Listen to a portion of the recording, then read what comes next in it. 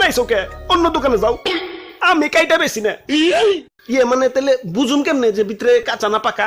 এই যে তরমুজ ধরে এমনি করে একটা থাবড় দিবে।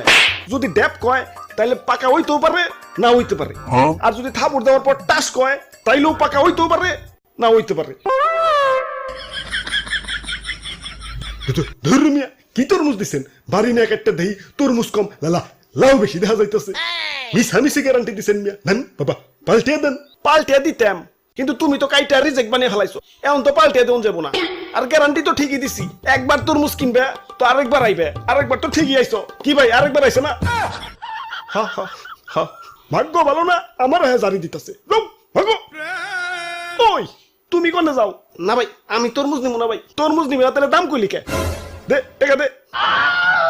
আমি ফাইসা গেছি, আমি ফাইসা গেছি, ফাইসা গেছি মাইন কার চিপায়।